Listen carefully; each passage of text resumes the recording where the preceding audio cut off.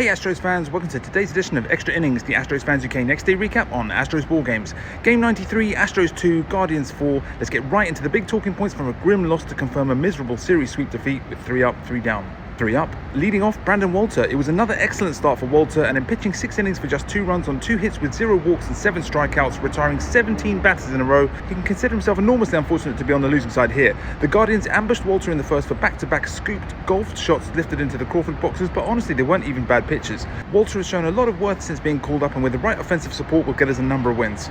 Up second, Dubon and Altuve never say die. Where there's nothing to fall down in the 8th and staring the sweep loss in the face, it was admirable to see Mauricio Dubon and Jose Altuve breathe some life back into the game with a pair of RBI doubles to bring the game back to 2-4. Our fighting spirit is not in question whatsoever. Up third, Brian King. Given the task of preventing the mounting late deficit becoming an avalanche, the King of Kings pitched a very solid scoreless couple of innings to keep our bats within touching distance. A positive performance that should have King back on an upward curve once more. 3 down, burst out offensive impotence. Whilst credit is due for what was a surprising pitching duel, at the same time our bats made life so incredibly easy for Guardians starting pitcher Slade Cecconi, who totally dominated our bats for 7 innings until our brief fight back finally put paid to him in the 8th. Too many quick at bats, not enough deep counts, indeed we only managed to draw 1 walk. We also wasted risk chances in the 2nd, 4th and 7th innings on a predominantly glum night at the plate. We have to be better regardless of missing personnel. Second out, Bennett Sousa. With the game at 0-2 ever since the ambush in the first, Walter had done really well to keep us in the hunt, but Sousa unfortunately had an outing where the Guardians had his number, giving up 2 runs on 3 hits with a walk and a stolen base as well. Sousa's been superb, but he won't look back on this one with any fondness, and it ultimately did for our chances in this game.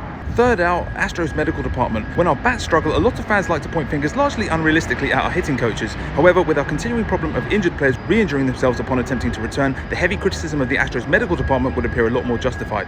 With Yordan Alvarez's failed return and Jeremy Pena's diagnosis changing after initial views still very fresh in the memory, they were arguably surpassed by an astonishing start to the night here, where Jake Myers was in the lineup and about to start the game but broke down with his calf re-injured, likely worse than previously as he had to be helped from the field. Considering the injury situation across the roster and the imminent proximity of the All-Star break, there is absolutely no way that this should have been able to happen. We can ill afford this degree of negligence with our players' recoveries. A couple of extra points to finish on. That's baseball. Thank goodness that series is over. From the highs of the Dodgers sweep victory to the lows of a Guardians sweep defeat. Mind-boggling.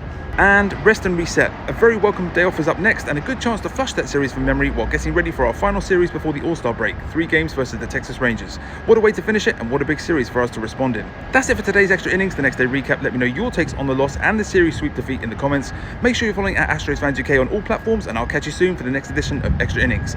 Go Stros!